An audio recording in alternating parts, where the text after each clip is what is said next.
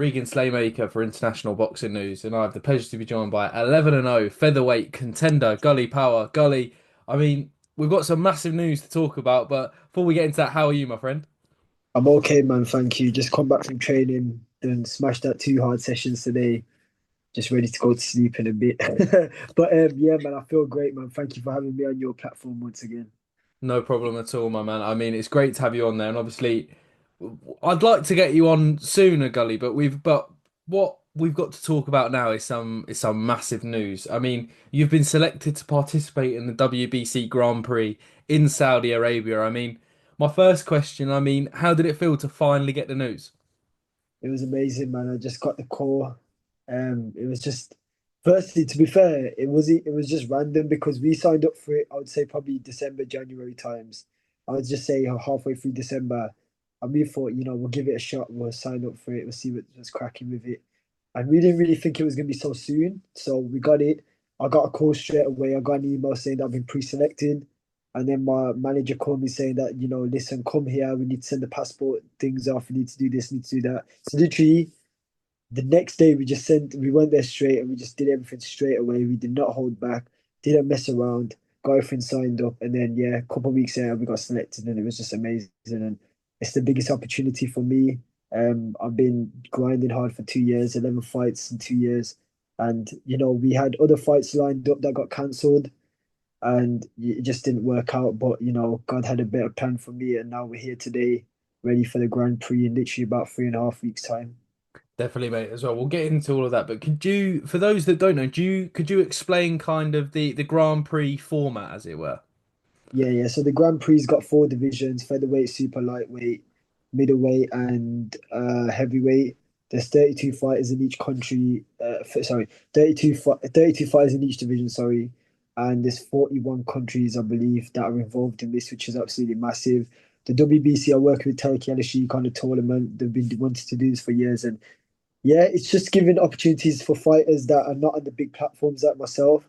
So like I think I deserve to be on there many, when I first started, but at the end of the day, promoters normally go for like the accolades and stuff, and unfortunately I didn't have the national titles and stuff like that. But now I've got to the big stage, and an opportunity like this has come from hard work and dedication and my faith in God, especially. And yeah, I just can't wait till I fight the best in the world. Like I've always been willing to fight the best, and now it's time to show it. Definitely, mate, as well. Obviously, we spoke before. I think you were about 5-0 at that time. Mate, correct me if I'm wrong, but I mean, even since that time, I've been following your career. You've been boxing on Boxer, you've boxed on Wasserman, BCB have kept you nice and active as well. But like you've said, this is an opportunity that you've been wanting since you were 7-0, 6-0, 7-0. This is really what you've been wanting for a long, long time. Yeah, definitely. I've always wanted to have the big fights. Like I've never said no to a fight.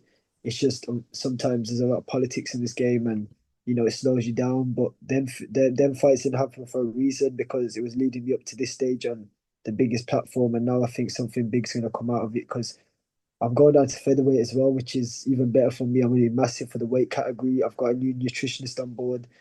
Jack nutritionist his food's great, man.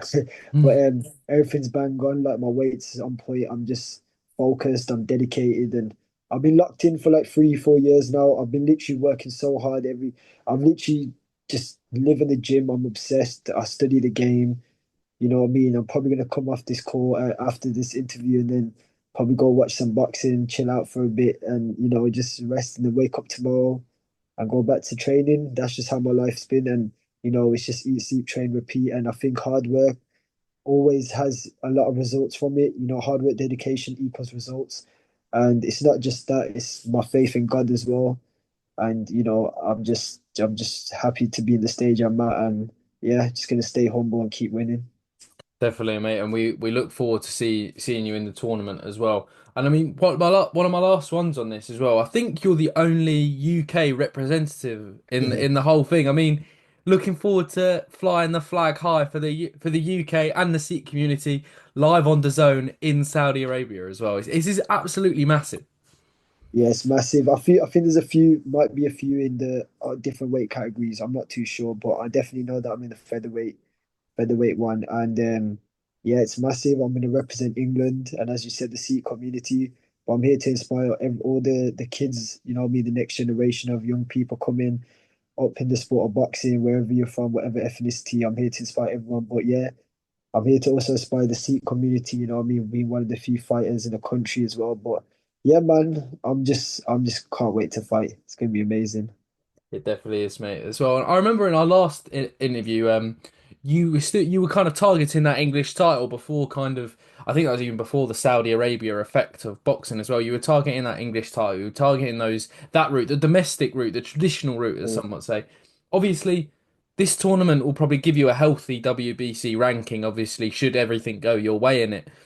yeah. But are those domestic titles kind of still in your eyesight, or is it see what happens after this Grand Prix now?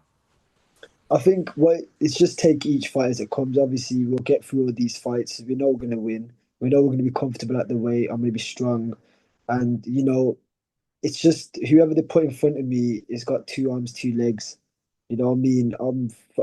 You can have loads of knockouts, etc. I don't overlook anybody, like I said in my last interviews, but I'm just focused. I'm ready to fight all of them. I treat every single fighter like a world champion.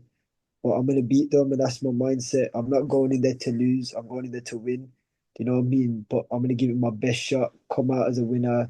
On to the next. Stay humble. Keep working hard, and just stay focused on the game. And then domestic titles will come again. Like at the end of the day, if there's some delays, etc., we could come back and fight for a British title, or we could go back and after the Grand Prix. Let's just say we could potentially there could be a delay in the world title shot. Let's just say hypothetically, or I say hypothetically, but you never know. Like what I mean. At that stage, if I win, when I win the whole competition, I could have an opportunity like that. But yeah, our domestic titles will definitely be there. They'll always be there, and I'm always going to fight for any opportunity that comes my way.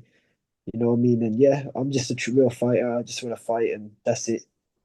You definitely are, mate. And by 11 fights in I think 2 years since your pro debut, that just proves that you're in this not for kind of money, not for anything like that. You're in it because you want to be a champion, and I think that shows because you want to keep active as well. I mean, Yeah, obviously the featherweight division. There's one king at the moment in the UK, and I mean that's Nick Ball.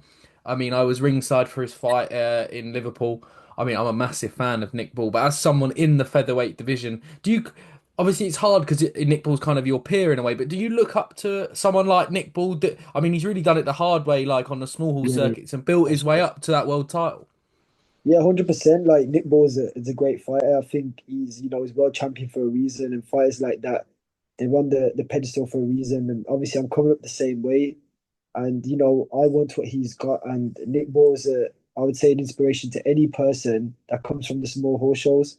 Do you know what I mean? He's targeting the best fighter in the world pound for pound anyway, and I think he could potentially give him a good fight. I respect him, and he's confident in his ability. Once he beat Raymond Ford, I had a lot of respect for him because that Raymond Ford was in his prime. He's a world champion, and he's not. He's a very good fighter. He beat Otto Beck. Is it Otto Beck? He beat him in that fight Yeah, before, and Kolmatov, yes. sorry, Komatov, yeah. And that fight, that guy there was a monster. They were talking about him, and I remember Raymond Ford. They had him as an underdog in that fight. And when he won that title and Nick Ball beat him, I was like, wow, this guy's serious to beat. And I had Nick Ball winning that fight. I know a lot of people had Raymond Ford winning that. It was close, but I had Nick Ball winning that 7-5. And yeah, it's defo something like a motivation for me to say, you know what, coming from the small host to being world champion. Same as Josh Warrington as well. He came up the same way. I remember when he was like, the small host shows talking about it, and then potentially eventually he got to the big stage, won a world title twice. And, if they can do it, why can't I do it? Do you know what I mean? And it's a motivation for me. So yeah, great fighters there. They definitely are as well, and I think Josh Warrington is certainly one gets overlooked because of the defeats he's had at the back end of his career. But Josh Warrington in his prime was, I mean, near enough unbeatable. He was I he was a think, great fighter. I think, I think with the defeats, it's just part of the game. We're the greatest fighters, Henry Armstrong, Sugar Ray Robinson. They all took defeats. Roberto Duran, but when we remember Roberto Duran, we don't remember him for his defeats. We remember him because he was a great champion, because he had so many great wins in his on his resume, and because of his accolades. But I think what it is just that zero effect now is starting to change. Like people don't really care about it no more. Really, like everyone's daring to be great. Everyone's taking their opportunities, and I think that's what boxing's all about.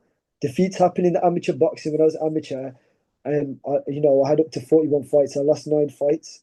Do you know what I mean? So you lose fights in the amateurs, no one cares. So why do people care in the professional? It's just the same thing, isn't it? But I know it's a bit more serious. There's more money involved, but boxing is a very dangerous sport. It's a man-on-man sport, and anyone that dares to be great deserves respect. Do you know what I mean? And that's just my mindset. I respect anyone.